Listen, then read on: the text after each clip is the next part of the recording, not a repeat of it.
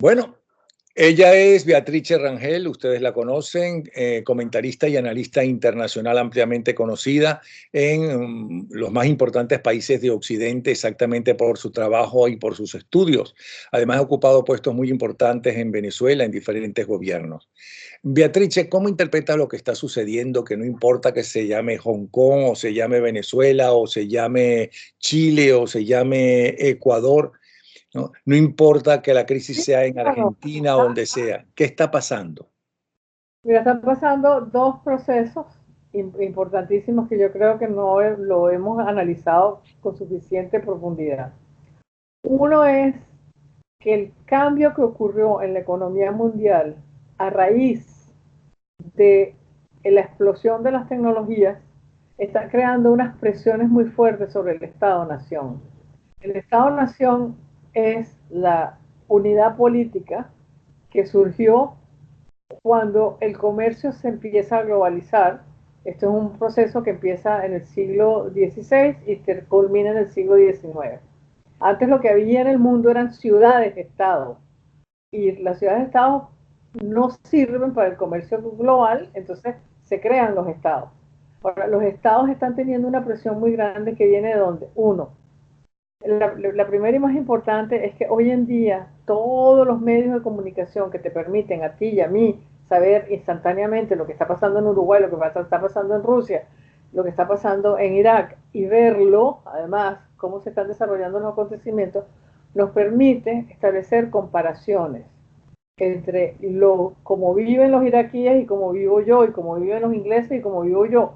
Entonces, la gente, por lo general, porque esta ha sido una economía capitalista que está creciendo desde 1945, ha creado mucha clase media. Y la clase media, lógicamente, aspira a un futuro mejor y puede comparar.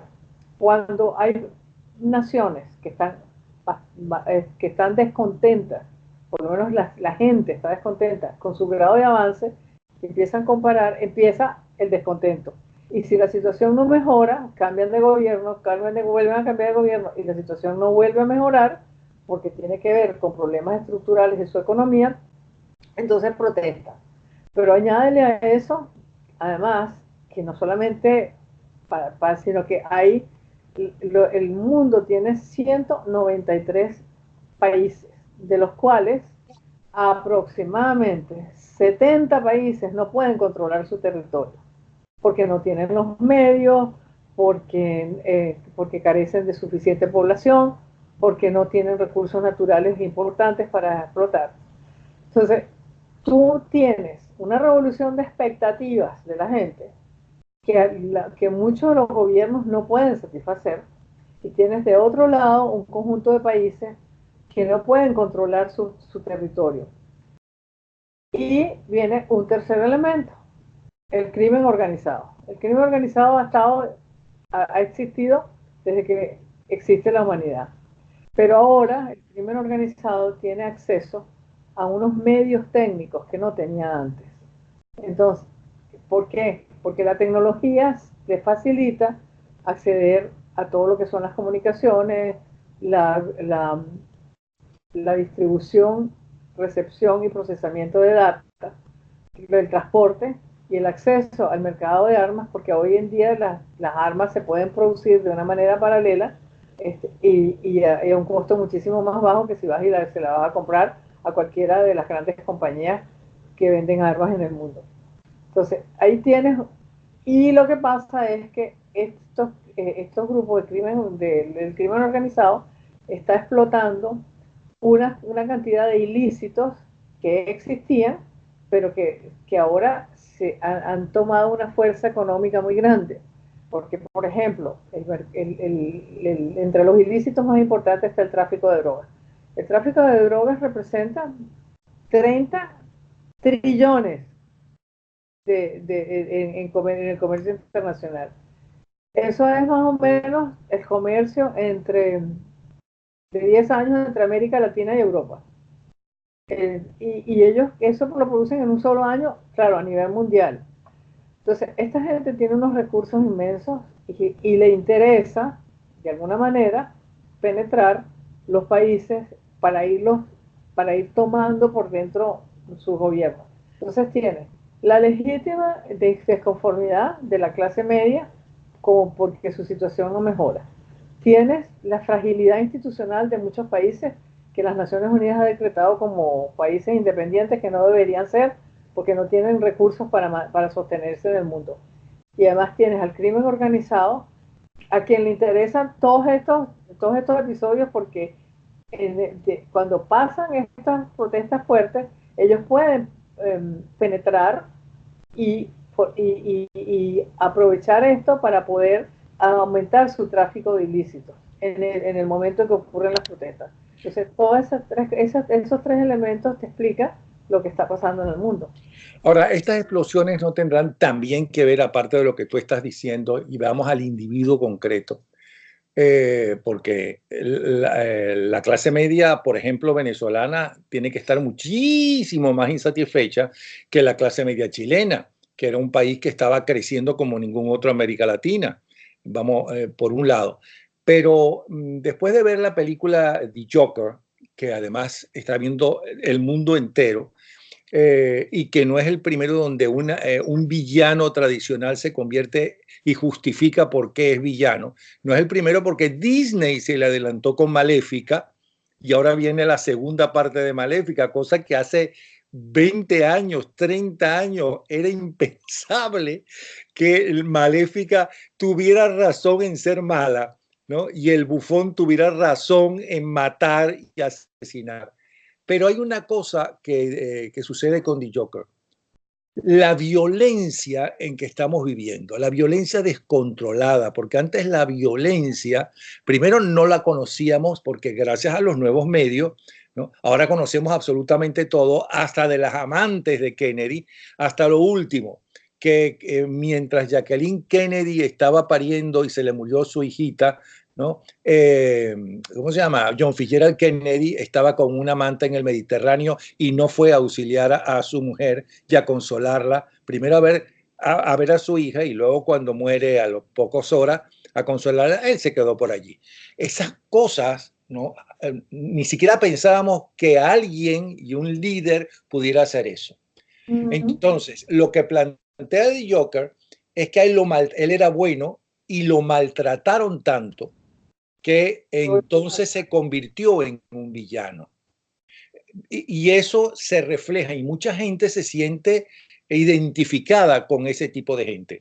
Así como cuando ven Rápido y Furioso, muchísimos jóvenes salen del cine a millón en sus automóviles, así como aquel loco que empezó a ametrallar gente en una de esas excelentes películas de Batman, porque las dos últimas películas de Batman, los libretos han sido excelentes y unas críticas excelentes. Bueno, más de uno saldrá a hacer lo que hace el Joker. Eso no influye también muchísimo en todo lo que uno está viendo de un pueblo como el chileno. ¿Quién iba a pensar que además iban a tener relaciones sexuales en la calle unos hombres frente a la casa de gobierno y que como protesta, por ejemplo? Pero mira, yo sí creo que también hay como un culto a la violencia que viene de todos esos medios electrónicos, porque si tú te pones a analizar, los juegos electrónicos iniciales eran unos juegos electrónicos que eran como laberintos, como de, de ¿cómo diría yo? Que Bueno, los iniciales eran un juego y que de tenis, que era una pelotita clic, que se iba de un sitio para otro. Pero antes de que siga, te voy a decir lo que me dijo un amigo que tú conoces, un amigo mutuo, Edwin Acosta Rubio, ¿no? Cuando decían es que la televisión y el cine tienen la culpa, decía, bueno, pero cuando la Primera y Segunda Guerra Mundial no existía la televisión y hubo la Primera y Segunda Guerra Mundial, no pudo haber sido un aliciente. ¿Qué dices a eso? No, pero yo sí, mira, esos juegos electrónicos, los últimos, son todos juegos de guerra que incitan a la violencia, y independientemente, y sobre todo son juegos que los usan niños que todavía no se han formado un criterio sobre lo que es el bien y el mal.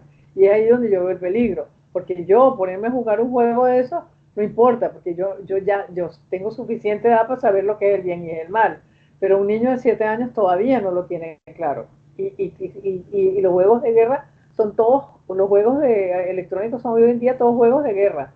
pero además unos juegos violentos y unos juegos donde pareciera que los malandros son los héroes. Entonces ahí es donde yo veo el problema.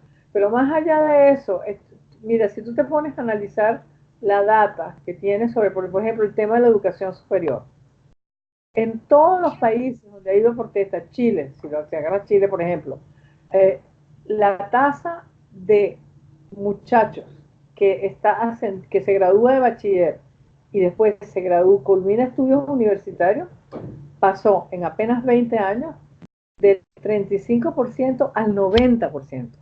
Tú tienes otros países, como por ejemplo en Turquía es el 100%. Tienes en Líbano es donde menos creció, que nada más creció, fue de 34 al 43%. Pero en el resto de los países ha habido y eso ha ocurrido, esos aumentos en la formación de profesionales, en la educación terciaria, ha ocurrido en un momento en donde la economía mundial está reduciendo los puestos de trabajo para esa gente. Entonces ellos están tomando puestos muchísimo, vamos a decir, lo que se denominaba antes secretariales, de staff, porque todo el mundo tiene que pagar sus cuentas, todo el mundo tiene que sobrevivir, entonces, pero ellos piensan que intelectualmente están siendo ultrajados. Entonces, tú tienes ahí, en esa generación, todo un sustrato de rebelión muy fuerte contra el sistema. Y eso hay que atenderlo. Mira, cuando vino la Gran Depresión, una de las razones, uno de los problemas que estaba detrás para volver a construir la demanda agregada y que esta economía surgiera, era que los Estados Unidos había inyectado muchísima innovación tecnológica en el sector agrícola, a finales del siglo XIX, comienzo del siglo XX. Por eso lograron reducir el número de empleados en el campo en un 40%. Esa gente que fue desplazada de su trabajo se vino para las ciudades. Pero cuando llegó a las ciudades no tenía ninguna de las talentos y destrezas que se necesitan para sobrevivir en la vida urbana. No sabían conducir un automóvil, no sabían operar una switchboard de teléfonos, que habían casi 1 millón de switchboards en Estados Unidos en ese momento, así era como se comunicaba todo el mundo. No sabían mecanografiar, o sea, no tenían ninguno de los talentos y destrezas que se requieren para poder trabajar en una cultura urbana. Franklin Delano Roosevelt se dio cuenta de eso. ¿Y qué hizo? Creó las escuelas técnicas. Todas esas academias Gregg, no sé cuánto, no sé qué más, fue lo que formaron la masa de gente de clase media que tuvo éxito y tuvo un trabajo fijo, y con ese trabajo fijo pudo mantener un hogar y pudo mandar a los niños para la universidad, no sé qué, no sé qué más. En este momento, ninguno de los líderes del mundo industrial, el más avanzado, este país, los europeos, mismo, yo creo que los únicos que sí están planeando, pero como saben ellos planear las cosas, que es autoritariamente, son los chinos. Pero el resto, ni los japoneses, ni los ingleses, ni los americanos se han dado cuenta de ese proceso. Entonces, ¿qué es lo que han paliado el problema con la seguridad social? Te quedas desempleado, entonces, bueno, yo te pago un tiempo hasta que consigas trabajo. Y el trabajo que consigues es inferior a sus conocimientos y destrezas, entonces va creando un sustrato de rebelión.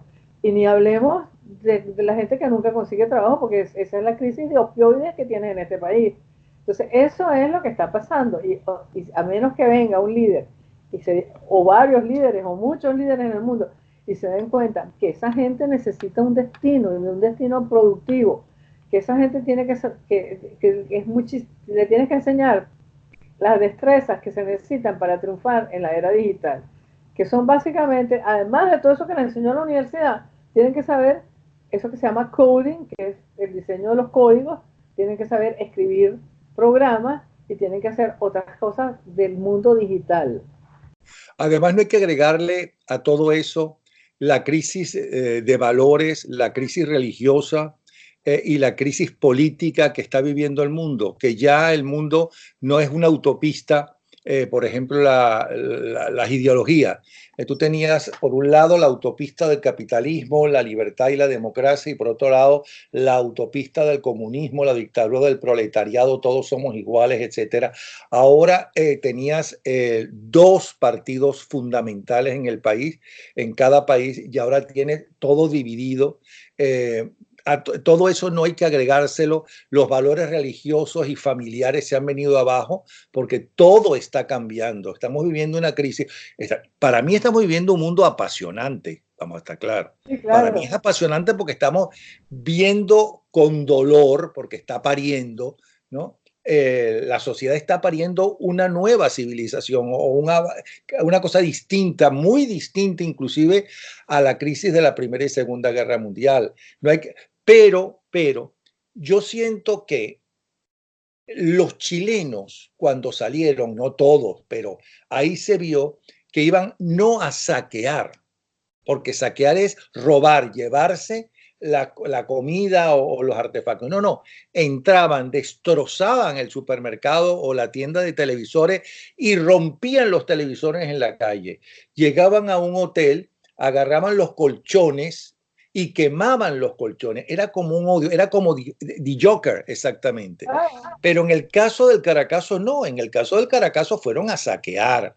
Pero y ahora, pero por otro lado te digo, la clase media y toda, bueno, la clase media y la clase pobre venezolana no ha reaccionado como la clase media chilena con esa violencia. ¿Por qué? Si está mucho peor. Precisamente por eso, porque el 90% de los venezolanos hoy en día están bajo la línea de la pobreza. Entonces ellos pasan todo el día tratando de sobrevivir. Cuando tú estás tratando de sobrevivir, no tienes ni tienes ánimo, ni tienes tiempo, ni tienes interés para meterte en estas protestas.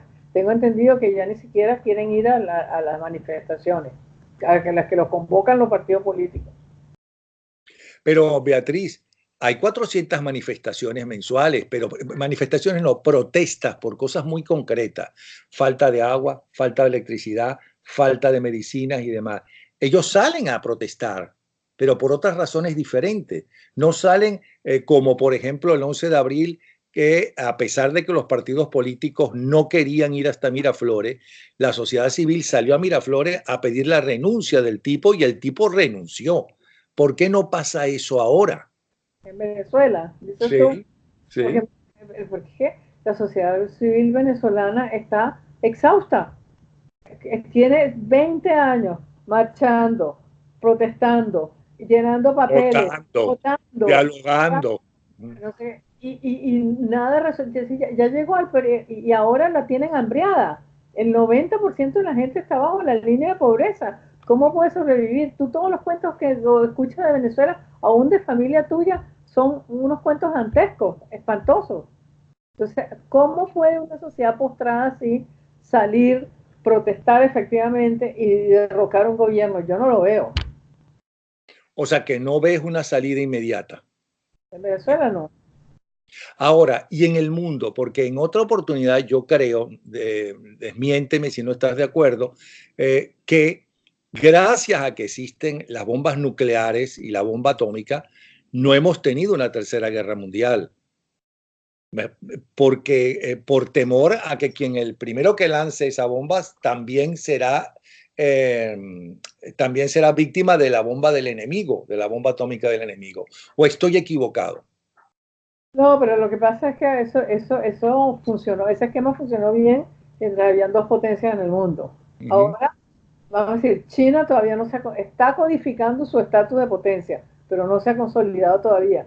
Y para China, en esta fase todavía es mucho más importante su cohesión interna que lo que haga en el mundo, porque ellos ya saben, mira, en nada y sin hacer mucho, con inercia, vamos a llegar a ser la primera economía del mundo. Cuando tú tienes poder económico, tienes poder real. Entonces, eso va a llegar de todas maneras, va a llegar por inercia. Lo que nos interesa es mantener la cohesión política y que no nos vaya a pasar lo que le está pasando a todo el mundo, que se deshace el Estado por dentro porque empieza la fragmentación y la disidencia. En eso que ellos están abocados. Entonces, sigues teniendo a Estados Unidos. Estados Unidos, por el contrario, está tratando de ver es hacia adentro. Estados Unidos está tratando el sentimiento del norteamericano promedio, y la mayoría, es: nosotros no queremos saber nada del mundo y no queremos que ningún extranjero más venga para acá. Mira, si tú le preguntaras a los americanos, de verdad, hicieras un referéndum, dirían que hicieran un muro alrededor de Canadá, de todo absolutamente, que aquí no entre absolutamente nadie, porque nosotros no queremos más nada extranjero, porque todo lo extranjero lo vemos como hostil y lo vemos como peligroso. Quedémonos aquí en nuestra fortaleza y vamos a ver qué es lo que vamos a hacer con nuestro país. Así está Estados Unidos. Entonces, ahí no hay un juego de peso y contrapeso en el mundo, porque uno se está retrayendo y el otro está abocado a su problema, no, a la ejecución de su plan doméstico, con pequeñas, vamos a decir, con pequeñas actuaciones internacionales. Los chinos en Asia, ellos se sienten la potencia predominante y todo lo que pasa en Asia se los tiene que pasar por ellos primero antes de que ocurra ninguna acción. Estados Unidos de repente hace lo que hizo hoy, que fue y agarró y mató al tipo que era jefe del ISIS. Ya, se acabó. Pero eso no significa que Estados Unidos va a volver a meterse en el Medio Oriente. Eso significa que dentro de su plan de retiro estaba matar al señor, lo ejecutó, y ahora que el señor está muerto, piensa que tiene todavía más razón para retirarse del escenario. Entonces, bajo esas circunstancias, no puede haber una guerra mundial, porque no hay dos potencias que estén rivalizando con armas nucleares. Lo que sí vas a tener, y yo creo muchísimo más en el futuro, es lo que ya estamos viendo, que es la competencia en lo económico, y que ya lo estamos sintiendo, porque ya el pleito entre China y Estados Unidos está afectándonos el bolsillo a todos. Tú vas a cualquier tienda para comprar cosas, adornos para el hogar, y ya los adornos para el hogar subieron en un 20, en un 30%, porque antes venían de China y ahora los tienen que o hacer aquí o comprárselo a los italianos, que son mucho más caros. Sí, pero tanto los chinos necesitan de los norteamericanos como los norteamericanos de los chinos. Y además, buena parte de las industrias o la mayoría de las industrias de los chinos que empezaron a crecer fue por la política, si mal no recuerdo, dime tú, de Reagan, que decidió aupar todo lo que era la tecnología, ¿no? Y de aquí salían, y no apoyar como se apoyaba antes a otro tipo de industrias, y de aquí salían aviones fletados con toda la maquinaria industrial de muchas empresas norteamericanas que se iban a instalar en China, donde la mano de obra es prácticamente regalada comparada con esto. Que por cierto, ese puede ser el futuro, la maquila, el futuro de los habitantes de Centroamérica, que están como están y empobrecidos como están y necesitan industria. Puede ser el gran atractivo. Eso, bueno, pero yo no creo que fue Estados Unidos el que cambió de modelo, fue China el que cambió de modelo. O sea, mira, los chinos, yo tuve el privilegio de oír a uno de los miembros del Politburó sobre cómo veían ellos su futuro. Claro, esto pasó hace 25 años, yo no sé si siguen pensando igual, pero pienso que sí, porque para los chinos el corto plazo son 50 años y el mediano plazo son 150, y ya el largo plazo para ellos son 3 siglos. Entonces, si hace 25 años pensaban eso, estamos todavía dentro del corto plazo. Y lo que ellos pensaban era, mira, nosotros hemos estudiado muy bien el sistema capitalista. Entendemos que el sistema capitalista se autorregenera. Entonces, la manera de tú lograr el poderío económico siguiendo dejando que ese sistema corra. Entonces, ¿cuál es la savia más importante de ese sistema? Esto dicho por un chino miembro del Politburó. Pues mira, es la demanda agregada. Son los consumidores, no es materias primas y no es exportación, son los consumidores de tu propio país los que van a mantener tu economía. Y nosotros tenemos más de 1.000 millones de personas. Sí. Lo que tenemos que hacer es que esos 1.000 millones sean todos clase media. El momento en que logremos que todos esos 1.000 millones sean clase media, estamos listos. No hay una usina económica más poderosa en el mundo que nosotros. Y entonces decidieron cambiar el modelo de exportación, como tú decías, con los sueldos de hambre, a un modelo donde les están pagando más para que sean los chinos los que consuman, pero al propio tiempo entonces están produciendo en China para los chinos.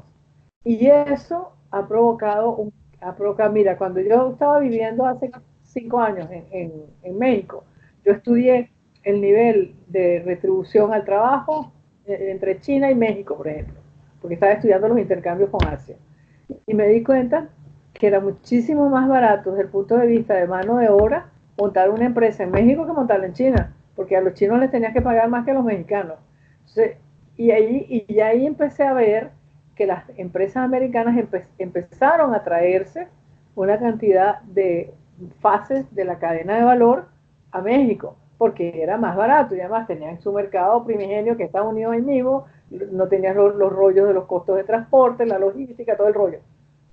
Eso va a pasar muchísimo, con muchísimo más fuerza ahora que está esta rivalidad económica entre China y Estados Unidos, y como tú correctamente apuntas, México va a ser insuficiente. Eso se va a correr para Centroamérica y hasta va a llegar hasta Panamá y posiblemente hasta Colombia. Entonces, pero eso va a tomar por lo menos 2 décadas más. Mientras tanto, ¿qué hace? Cuando tienes un crimen organizado que se está armando, que tiene muchísimos recursos y que tiene un negocio que proteger. Yo tengo un amigo de esto hace 20 años que tenía una industria de una fábrica de computadoras en China. Un amigo venezolano que le salía mucho más económico tener esa fábrica en China que aquí. Él contaba de que primero que le pagaba al Estado, no le pagaba a los obreros, que los obreros vivían allí unas especies de cajas allí mismo en la industria, porque de día trabajaban para él y de noche trabajaban para el Estado, que hacían exactamente las mismas computadoras, que lo mismo pasaba con las grandes firmas europeas, tanto de ropa y demás, que durante el día le hacían el trabajo a Chanel y en la noche hacían exactamente el mismo Chanel, pero para el gobierno chino para venderlo. Y él cuenta que hasta hace 20 años en China sucedía, a diferencia de los países europeos, que en la mañana muy temprano, antes de que la gente salga a trabajar de sus casas, pasa el aseo urbano. Que en China, en las grandes ciudades, antes del aseo urbano pasaba otro camión que recogía los muertos por el frío y por el hambre de las grandes ciudades en China. Y que eso desapareció. Desapareció porque los chinos empezaron a tener con qué comer, con qué pagar una habitación. Eso que tú estás diciendo, él lo vivió. Pero por otro lado, ya que estamos hablando del mundo de hoy, ¿tú no sientes que la decadencia y la crisis, a pesar de que el Medio Oriente siempre ha sido un problema y los conflictos del Medio Oriente, mucho más que de África del Sur, por cierto, que tiene los suyos desde siempre, y por esas divisiones que hicieron los europeos absurdas en muchos de los casos, y esa pésima colonización que tuvieron en casi toda el África, que es una vergüenza, que no sé cómo se atreven a hablar ellos de civilización, pero bueno, Occidente es el que tiene la más grave crisis en este momento, y que además hay como una invasión de las ideologías, de las religiones, de musulmanes, de árabes en Europa, que esa cultura occidental con la cual nacimos nosotros y nuestros padres y nuestros abuelos y nuestros conquistadores y nuestros colonizadores, eso es lo que se está perdiendo. Mira, yo creo que sí, porque yo siento también que los países de Europa no entendieron bien la situación en que estaban. Ellos tenían que haber aplicado con esa, la cercanía geográfica, te decía que esto iba a pasar, porque esos son países de gran inestabilidad, estaban demasiado cerca de Europa, y tú vas a tener esos flujos inmensos de población de los países islámicos que se iban a venir para Europa, buscando salvarse de la pobreza y de la muerte.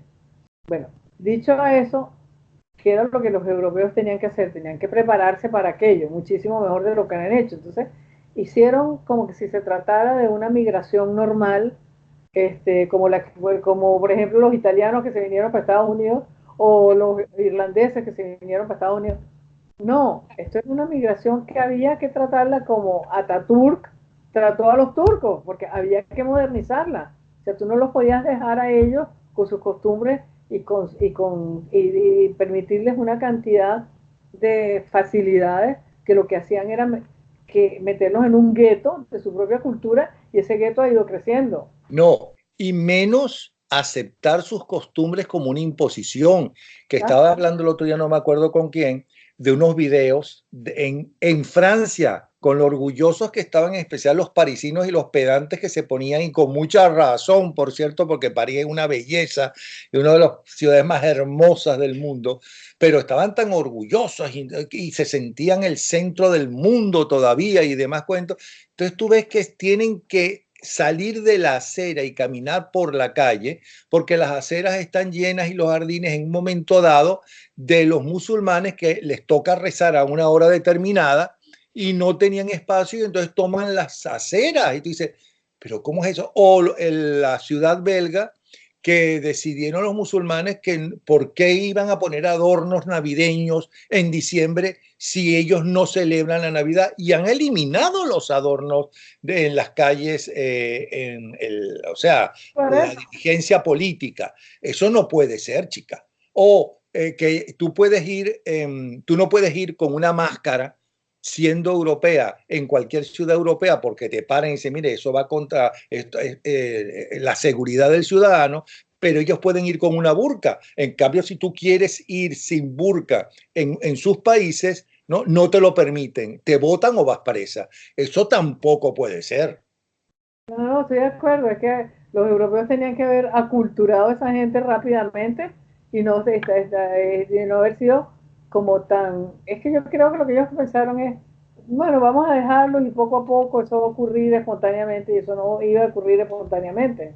La aculturación de la población islámica dentro de el mainstream cultural de Europa.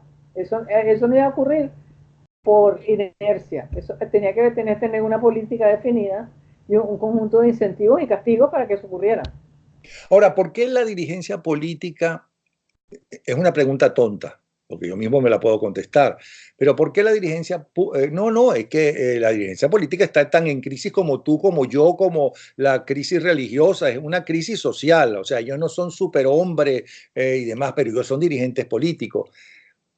¿Por qué tardan tanto en encontrar las salidas? Bueno, porque normalmente la tienen, pero entonces quieren crear consenso alrededor y acuérdate que las democracias europeas son todas parlamentarias. Tú tienes que hacer coaliciones, tienes que construir consenso, y es cuando tienes el consenso que ejecutas la política pública. Aquí es un sistema mucho más presidencialista. Fíjate que el presidente Trump, a pesar de tener que tener una posición muy grande en la Cámara Baja de los demócratas, ha podido lograr una cantidad de sus objetivos sencillamente porque el poder de la presidencia es que es mucho más fuerte, aun cuando esté acotado, porque está acotado. Ahora bien, hay otra cosa que mucha gente no entiende, ¿no? En un mundo globalizado como nunca en la historia de la humanidad, en un mundo donde los europeos, que son pequeños estados, cada quien cree además que es el centro del universo, cada uno de esos países, ¿no? Y que tiene una historia, es verdad, rica en cultura y todas esas cosas. Ellos se han logrado unir después de muchas décadas y se han logrado unir, cosa que nosotros los latinoamericanos, ¿no? No hemos podido realmente hacerlo en la práctica y hemos querido hacerlo. ¿Por qué razón ahora quieren dividirse? ¿Por qué ahora los catalanes quieren salir de España y no ser españoles cuando saben que además se le van a ir las más importantes empresas, van a tener que irse, que económicamente van a estar peor, que además no los van a aceptar entonces en principio en el mercado común europeo, por ejemplo? ¿Por qué hay tantos irlandeses que quieren separarse de la Unión Europea y quieren volver a ser una isla sabiendo que van a salir perjudicados económicamente? Porque como dicen que todos votamos no por ideología, no por amor a la patria o lo que sea, sino por el bolsillo, cosa que resulta lógica, porque al fin y al cabo tú tienes que vivir todos los días y tienes una familia que mantener. ¿Qué es lo que está pasando que da la impresión que estamos echando para atrás en ese sentido? Mira, yo siento que estamos echando para atrás en ese sentido porque, como te digo, creo que el Estado-Nación está con demasiadas presiones que no está pudiendo resolver o sostener de una manera exitosa. Entonces, nadie piensa que es un problema del nuevo orden económico mundial, sino que es un problema de sus políticos o de la Comunidad Económica Europea. Los ingleses están muy descontentos con todo lo que está pasando porque la economía de ellos no crece, porque tienen demasiados inmigrantes, que es lo mismo que tiene toda Europa, no sé qué. Entonces, en vez de decir, bueno, vamos a modificar el marco europeo, ellos dicen, no, vamos a salirnos de Europa. Y yo creo que eso esa actitud de Inglaterra ha marcado muchísimo el resto de los países, porque entonces nadie quiere dedicarle esfuerzos a mejorar el sistema, sino lo que dicen es, no me gusta, lo abandono.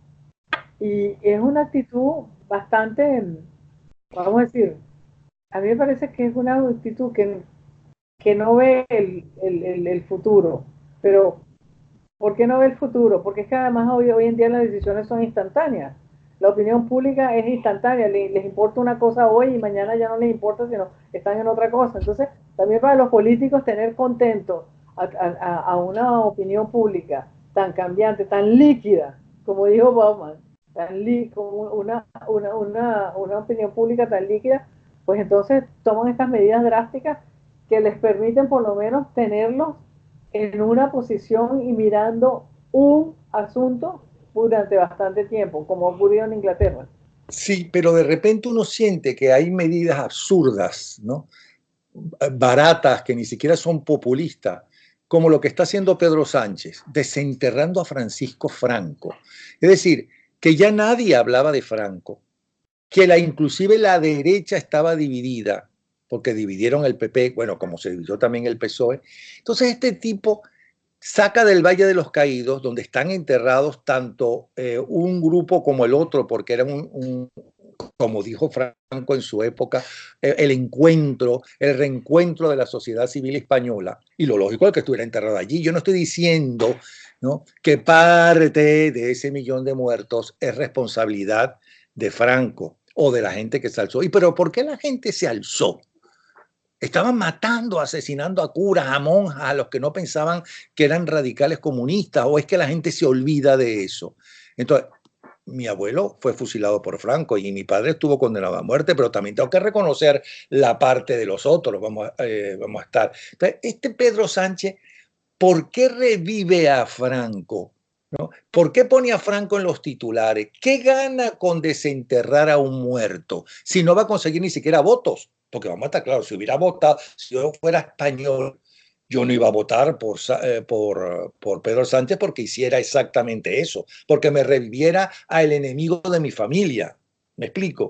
¿Por qué hacen ese tipo de No, cosas? pero fíjate, pero las nuevas generaciones sí, porque las nuevas generaciones se mueven por símbolos y saben bien poco de la historia y no les interesa saber de la historia y entonces, y Franco es un símbolo. Entonces, ¿qué es lo que está diciendo? Yo estoy por los ideales libertarios, tanto es así que voy a sacar a este señor del Valle de los Caídos porque este tipo era un tirano. Y se lo creen y lo siguen y lo apoyan, porque había un gentío que lo apoyaba. No digo de la gente como tú y como yo, pero yo te he puesto que hacen una encuesta entre los millennials y todo el mundo dice que están de acuerdo con que hayan sacado a Franco del Valle de los Caídos. ¿Tú has visto esas encuestas? Porque yo no las he visto. Pues yo no las he visto, pero digo que pero sí he visto focus groups. Y en los focus groups, ese tipo de símbolos, no exactamente pero esas cosas simbólicas es lo que los atraen. Cuando Cameron lanza el referéndum, él estaba convencido que eso era un símbolo que iba a traer a todos los millennials y que todos los millennials se iban a colocar detrás de los Tories defendiendo a la comunidad. Entonces que le salió muy mal porque los millennials dijeron, qué fastidio, yo no voy a ir a votar, no votaron y los que votaron fueron los viejos, que eran los que se querían salir. Sí, porque nadie creyó que iba a ganar el Brexit, nadie. Ni siquiera los que ahora lo apoyan como político. Mira una cosa, ¿y cuál es la salida para Venezuela? Que se debe preguntar más de una de las personas que nos está escuchando, ¿por qué no hablan de lo que creen que es la salida de la crisis venezolana? Mira, es que lo que pasa es que la crisis venezolana yo creo que pasó ya de, de, a mi juicio, del punto de retorno en estos momentos bajo estas condiciones. Yo creo que hay que repensar la estrategia en Venezuela y que francamente, si la comunidad internacional no toma cartas en el asunto, pero no como la está tomando, que salen uno de estos niñitos que representa a Guaidó y entonces se toma una foto, porque esa es otra cosa, En Venezuela estamos creyendo que la política exterior es un juego de selfies y eso no es así. Eso es con interés. Aquí alguien tiene que proponer una estrategia clara donde le diga a la gente que puede ayudarte a recuperar la autodeterminación, porque lo que pasa con Venezuela es que hay una gavilla de delincuentes que tiene secuestrado al país. Entonces, para salir de la gavilla de delincuentes tienes que usar métodos que trascienden la capacidad de los venezolanos. Pero para que eso ocurra, tiene que haber una estrategia. ¿Qué llamo yo una estrategia? Que se diga, y ahora, por favor, que no me malinterpreten que estoy inventando, esto es una metáfora, no es la realidad. Que diga, en el estado Bolívar hay unos depósitos de un mineral que se llama, no sé, arcoíris. Y ese mineral arcoíris, sin ese mineral arcoíris no se pueden hacer ni una sola de los chips de de las computadoras. Entonces, le vamos a dar ese depósito, lo vamos a negociar para que se lo pueda llevar el mundo desarrollado y a cambio de eso ellos nos van a ayudar a salir esos malandros. Eso es lo que yo llamo armonía de intereses. Tú tienes que tener claro, yo tengo este objetivo y para lograrlo tengo estos recursos y tengo que hermanar estos intereses.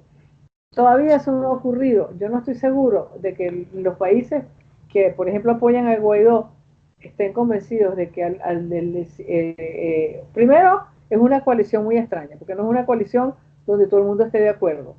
Por ejemplo, hasta que yo supe, no sé si habrán cambiado ahora en la Asamblea General de las Naciones Unidas, pero hasta hace como 6 semanas, todos los países del Grupo de Lima decían, no, no, no, esto se tiene que resolver por negociación y por elecciones. Aquí no puede haber una fuerza, eso no puede ser por la fuerza.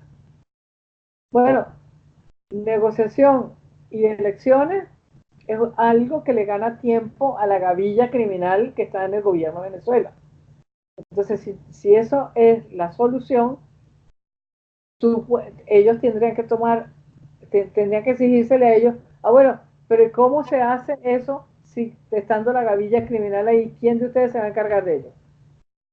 Eso, esas definiciones no están en la mesa, ni encima de la mesa, ni debajo de la mesa, ni en ningún lugar. Entonces, mientras eso siga suelto, tú no vas a llegar a nada. Mira lo que tomó el planteamiento. Hubo una propuesta que hizo primero el Contadora, el famoso grupo de Contadora y su grupo de apoyo. Después hubo una propuesta Esquipulas, que la hizo Vinicio Cerezo. Y después de la propuesta de Esquipulas vino el Plan Áreas de Paz. Y después del Plan Áreas de Paz vino lo que se llamó el documento blanco de Tesoro Beach, que lo redactó el presidente Pérez y lo mandó a la reunión de los jefes de Estado en Tesoro Beach, y ya con esas garantías que estaba dando Venezuela, con no sé qué, se pudo armar. Pero yo eso no lo veo en el caso de Venezuela. Y lo que veo es una cantidad de muchachitos tomándose selfies con una cantidad de gente muy importante en el mundo. Ahora, y ahí están los muchachitos, pero los muchachitos se formaron, para empezar, en una dictadura. Yo no entiendo cómo ellos quieren tratar a la gente que está en Miraflores como si fueran políticos cuando son unos delincuentes. O sea, ¿cómo te sientas tú a dialogar? ¿Qué le estás qué pueden los delincuentes aportar a cambio de irse? ¿Qué es lo que pueden aportar? ¿Que no me metan preso? ¿O que no vaya a los derechos humanos, al Tribunal Internacional de los Derechos Humanos? ¿Qué es lo que pueden pedir? O sea, con ellos no hay forma de hacerlo. Han secuestrado un país. Pero entonces esa es la forma que ves que deberían hacerse. Sí, yo creo que tiene que haber un plan y una estrategia para Venezuela con apoyo de la comunidad internacional, porque de otra manera no veo salir eso. Porque además yo pienso que la comunidad internacional dirá, bueno, que no tiene por qué estar informada porque no está viviendo en Venezuela y no tiene por qué creerle ni a unos ni a otros. Dirá, bueno, pero ¿cómo es que es una dictadura y Guaidó camina por ahí por Venezuela y se mete en los barrios y no va preso?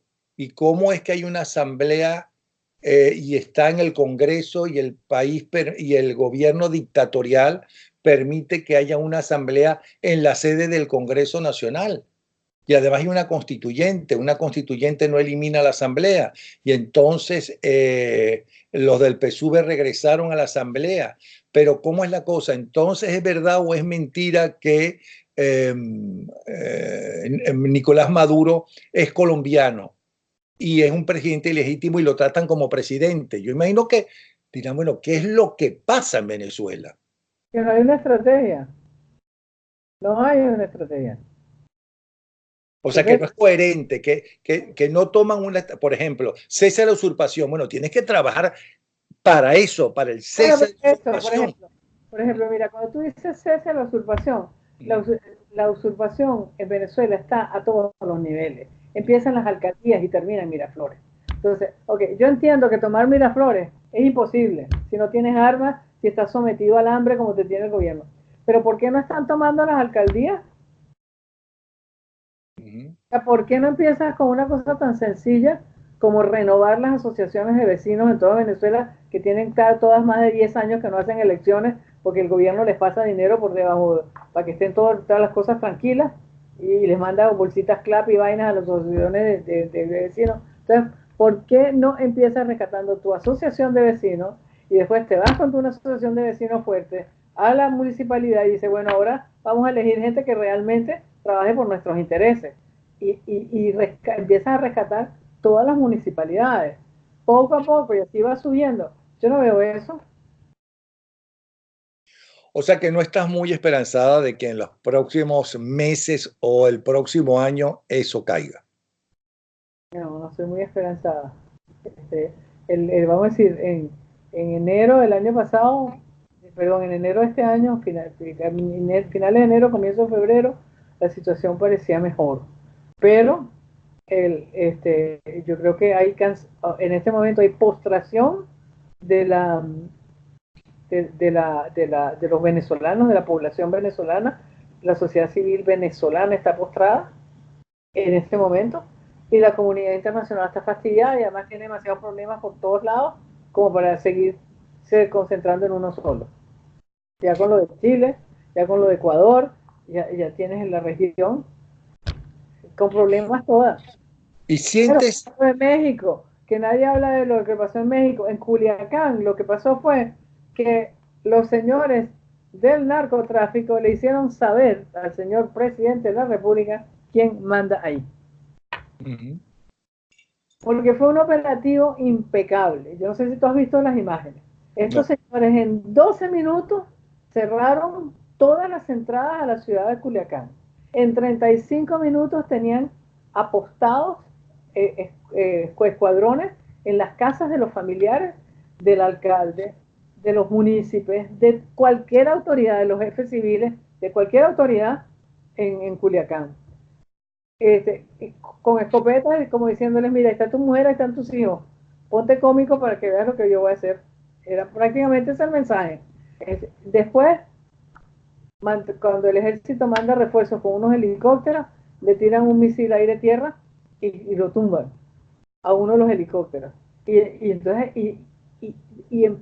toman al señor, se lo llevan, recogen los muertos y los heridos, así que el gobierno de México no sabe cuántas bajas tuvieron ellos, sabe las bajas del lado de la policía y de la sociedad civil culiacana, pero no tienen idea de cuántos fueron los heridos ni los muertos de los malandros, porque los malandros hasta recogieron sus heridos y sus muertos y se fueron. Eso fue un operativo impecable, una cosa nunca vista. Sí, bueno, ese es el mundo en que estamos viviendo. Beatrice, muchísimas gracias por esta orientación que nos has dado. Nuevamente un abrazo, ¿no? Un abrazo. Y gracias por estar con nosotros. Gracias a ti por invitarme. Beatrice Rangel, comentarista y analista político internacional. Gracias, bye.